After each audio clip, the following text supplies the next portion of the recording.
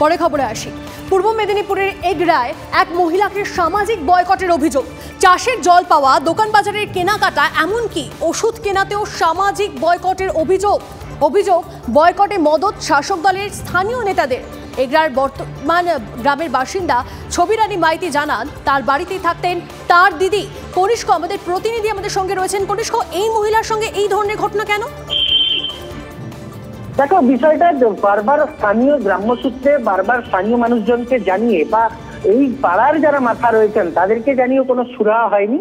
শেষ পর্যন্ত দীর্ঘ প্রায় এই ঘটনাটা, বঞ্চনার যে পরিস্থিতিটা, সেটা প্রায় দীর্ঘ 3 মাস ধরে চলছে এবং গত 20 দিন ধরে এই মহিলা অর্থাৎ ছবিরানী মাইতি তিনি কিন্তু প্রশাসনের সমস্ত অর্থাৎ থানা থেকে শুরু করে বিডিও, গ্রাম পঞ্চায়েত থেকে জেলা প্রশাসন প্রত্যেকের কাছে লিখিতভাবে জানানোর পরেও দীর্ঘ 20 দিন ধরে কিন্তু এই ভোগান্তির শিকার হচ্ছেন।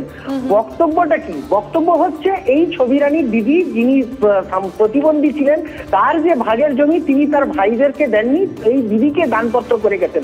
এইখানে এই ভাইয়ের সঙ্গে যে স্থানীয় গ্রাম্য তৃণমূল নেতৃত্ব যারা রয়েছেন, যেমনটা ছবিদির অভিযোগ যে তার গ্রামের যে তৃণমূল নেতৃত্ব তার ভাইয়ের সঙ্গে যুক্ত হয়ে ওই 4 ডিসমিল যে জমিটা সেইটা তারা নিজেরা আত্মসাৎ করতে চাইছেন, যার জন্যই কিন্তু বারবার ছবি দেবীকে প্রেসার দিচ্ছিলেন।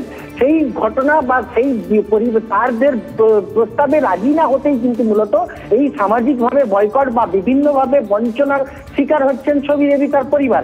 বারবার এই স্থানীয় ধন্যবাদ। কোনো বাজার করতে দেয় না। আমার ছেলেকে বলেছে জল বন্ধ, তোমরা জল দিবে না। ওষুধ আনতে গেলে ওষুধ দেয় না ডাক্তারখানায়। আর সবজি বাজার আনতে গেলে বর্তনা বাজারে সবজি দেয় না।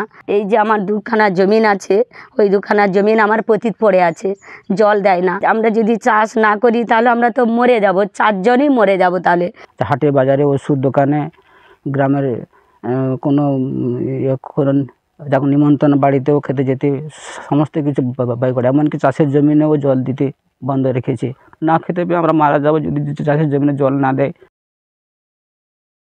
এটা পাড়া সেন্টিমেন্টকে ইস্যু করে ওরা একটা পাড়ার মিটিংয়ে ডেকেছিল। ওর বাড়িতে ওর দিদি থাকতো, দিদি মারা গেছে এবং তার আদ্যসাধ্য বা শান্তি, এই জন্যই একটা পাড়া মিটিং ডাকা হয়েছিল। সেই মিটিংয়ে ছবি মাইতি যায়নি। আমি তার পাড়ার লোকজনকে আগামী কাল বা পরশু ডাকবো, কী জন্য এটা ব্যাপারটা হয়েছে নিশ্চয়ই এটা আন্তর্জাতিক সাথে দেখব। সামাজিক বয়কট নয়, হয়তো দেখা যাবে শুধুমাত্র বিরোধী রাজনৈতিক দল বা বিরোধিতার কারণেই তাকে বয়কট করা হচ্ছে। কারণ তৃণমূল কংগ্রেস এখন চলছে শুধু টাকার উপর নির্ভর করে। স্থানীয় নেতা থেকে শুরু করে উপরে সুপ্রিমো পর্যন্ত কাটমানি যেখানে, তৃণমূল কংগ্রেস সেখানে। হয়তো দেখা যাবে অসহায় বৃদ্ধার সুযোগ নিয়ে তারই হয়তো আত্মীয়র কাছ থেকে মোটা টাকা ঘুষ খেয়ে এই সমস্ত কাণ্ড কারখানা করছে।